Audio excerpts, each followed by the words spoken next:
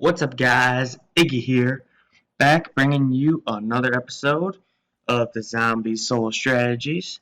Today's episode is going to be on Kino Der Toten, one of the Zombie Chronicles maps, and actually one of my favorite map of all the Zombie Chronicles maps. So, Kino, mostly everyone has played Kino. This is pretty much where everyone started playing zombies in Black Ops 1. It's the map that came with the game. You didn't have to buy any map packs or anything. So I figured this would probably be a very good episode to do a strategy guide on, since everyone played this map, but maybe not some of you guys know a good strategy to do. So once you have enough points, start opening up. I like to always go top way first. It doesn't really matter which way you go, but top way is easier because the way I have it set up, it takes you right to the power. And power, you need that turned on so you can start getting perks and everything. And I get lucky with the box right here, it gives me the KRM. So it's not too bad. If the box wasn't there, I would have bought the Coot off the wall, which is always a great weapon to have. And then once you progress through the round, start opening up the power, turn the power. This, good ICR, this door right here, do not open ever. This will be our saving grace from when we start going for high rounds. So make sure you never open up that door. If you have to go to that side, you can always go around and go through the stage and up and to the right and out the alley if you need to go that way for like the box or anything. So now you're just going to be starting to build up points, work toward getting those perks. Perks I like to have for this map are pretty much all of them are good, except for Deadshot Daiquiri. I'm not actually a fan of it in this map, just because with the Nova Crawlers, if you scope in on a headshot, like you're trying to take out a Nova Crawler, it might actually lock onto a zombie, and then you won't be able to take out that Nova Crawler. That's why I prefer to use, not use that perk. But all of them are good in this map. During this game, I actually get every single perk using my gobblegums I have, but I prefer not to have Deadshot if that was an option for me. But yeah, since we're talking about the gobblegums, we can get right into that. I like to use any gobblegum that gives you an extra perk is always beneficial, like Unquenchable or Perkaholic. Perkaholic is actually really good in this map, even though it does come with Deadshot. Like I said, I don't like having it, but all the other perks I believe are essential. And just like every map, you do not need gumballs to get really far. This just helps you progress farther than you would without them, that is. I also like to have Alchemical and Cashback. Those two are always good to have just because of ammo for getting high rounds.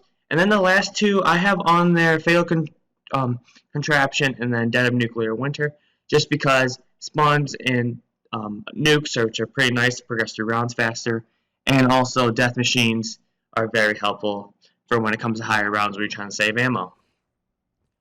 So once you have the 4 main perks, Quick Revive, Jug, Sleight of Hand, Double Tap, you want to start working on getting the other perks, which would be Stamina Up, Widow's Wine, and Mule Kick. I definitely recommend Stamina Up for this because you're going to be running around this main stage area the whole time, and you'll definitely want Stamina Up for this. And also you'll want Widow's Wine just because it'll save you from these tight corners, like you see I was just in right there. And it'll just save your life. And then the other last perk is Mule Kick. Mule Kick is definitely needed because, as you can see, the 2 weapons I'm going to be using are the KN and the ICR. And then the third weapon will be that Thunder Gun. This will allow you to have 2 wall weapons where you're able to just buy ammo off the wall. And it'll just be able to replenish easier. And then you see I got that shot there. I thought it was Widow's Wine from a quick glance, and that's why I ended up grabbing it, or I would have never grabbed it in this gameplay. So once you start getting enough points, you want to upgrade your ICR and your KN as soon as possible, and then that will be able to take down zombies. You'll be able to at least get to around pretty good high round. You can see I'm at round 18 right now, and I have just the ICR upgraded. So you're going to want to upgrade, make sure they're both upgraded. You can do your double upgrades later on once you get your Thunder Gun, is what you end up doing in this game. And then once you get every weapon set, you're pretty much done, and you're just going to hang on that stage area, and I'll show you where you just train around, as you can see I'm doing right here. You just want to make sure you just keep training around zombies. If you need to go off the stage going down here, you're able to. Just make sure you get right back up. And you just gotta watch out for the little Nova crawlers they might sneak up on you and start hitting you, and you might not know what is actually hitting you.